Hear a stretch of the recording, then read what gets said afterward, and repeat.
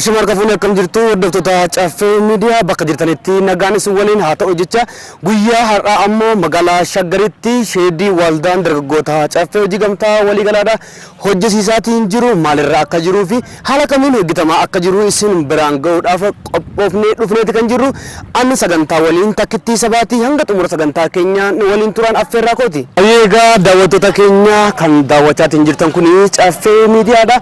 Waldaan dargaggoota Caffee hojii gamtaa waliigala hojiiwwan shaarii garaagaraa kana iddoo garaagaraatti hojjechuudhaan kan beekamu yoo ta'u yeroo har'aa kana ammoo hojiiwwan jiran keessaa gara magaalaa Shaggaritti dhufneeti kan jiru hojiiwwan asitti argaa jirtan kun gara 6 olitti asitti argama isaan keessaa eegaa wanti tajaajilli inni isaa oolu jechuudha hortiisa lukkuudha akkasumas immoo furdisa loowwan yookaan sangaa akkasumas mana baabura fi kanneen kana fakkaatan aannan keessatti oomishuu fi gabaadhaaf haala mijataa ta'etti kan hojjetamaatiin jirudha.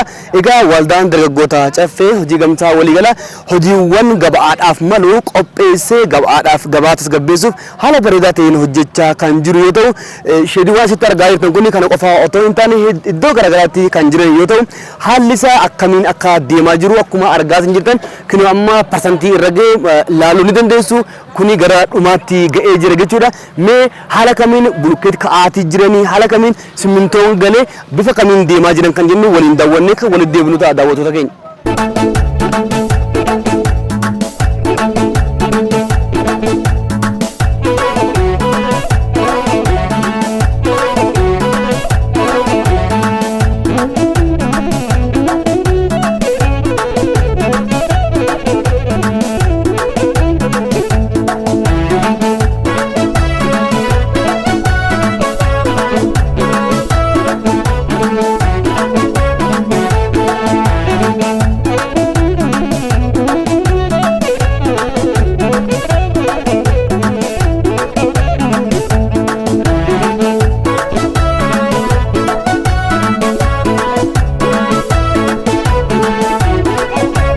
Maqaan kiyya Takkaalenyi Bazzaa jedhama.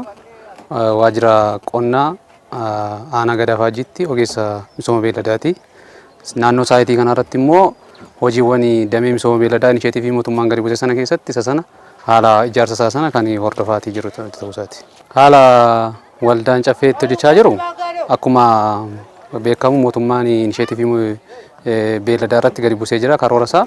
Isuma sana isaanis waamicha isaaniif goonee hordofuudhaan gara aanaa keenyaa dhufanii initiatiiviiwwan mootummaan eeyyame keessaati tokkoffaa kan horsiisa aannanii irratti bobba'anii jirani lammaffaa kan horsiisa furdisaa irratti bobba'anii jiru akkasumas immoo kan lukkuu irratti lukkuuwwan warra killee buusan isaan sana irratti bobba'anii haaluma argitan kanaatiin isaanis irratti bobba'anii haala gaariidhaan hojjetaa kan jiran ta'uu isaati jechuudha. Keessaayyuu gama wabii nyaataa mirkaneessuu keessatti akkasumas immoo namoota waliin gurmaa'anii kaapitaala isaanii ol kaafachuu keessatti gahee guddaa qabachuu galii guddaa dabala akkuma beekamu mootummaan xiyyeeffannoo damee kanaatiif kenne sanarra dhaabbatanii keessaayyuu oomisha aannanii gaafa naannoo kanarraati argamu wabii nyaataarra darbee galii waldichaallee akka dabaluuf illee isaan gargaarachuudha.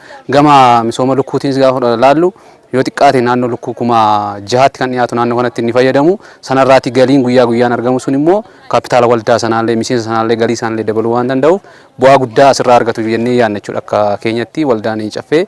Kanaaf isaanis haala gaariidhaan hojii isaa haala qulqullina qabuun akkaatuma laalaa jirtan kanaan kan hojjechaa jiran sanarraa immoo bu'aa guddaa argatu jennee xamanna jechuudha.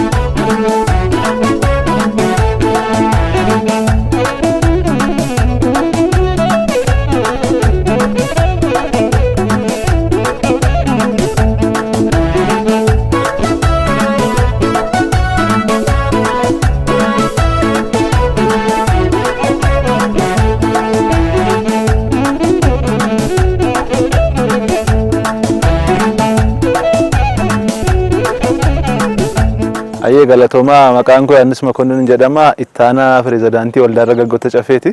Yaa akkuma ilaaltan dhugaa sheedota 6 ijaaraa jirra achitti 3 kan Hindaaqqooti 2 kan sa'aatii tokko immoo kan qotiyyooti. Yaa sheedii walitti gaa waldaan dargaggoota caffee sheedii jaasitti ijaaraa jira. Akkuma ilaaltanuu sheedota gurguddaadha. Yoo xiqqaate torbee lama keessa xumurree hojiitti hin galleenne yaannaa akkuma ilaaltan egaa inni kaan armataan dhumeera inni kaan bilookeettiin dhumeera. Almost baay'ee saffisaan deemaa jira. Haala gaariitiin deemaa jira jechuudha. Yaa dargaggoota yoo xiqqaate dargaggoota 35 ol asitti hirmaachaa jiru hojiidhaan. Kanaaf yaa'u isaanis iddoo adda addaa ooluudhaaf asitti hojii argatu. Tokkoffaa maallaqa argatu, lammaffaa waa baay'ee argatu. Kanaaf akkuma ilaaltan dargaggoota baay'ee gurmeessinee asitti hojii baay'ee miseensas haala miseensas hojjetaa jiru. Yoo xiqqaate dargaggoota 50 olitti amma carraa hojii uumeera jechuudha dargaggoota caffee naannoo kanatti qofa.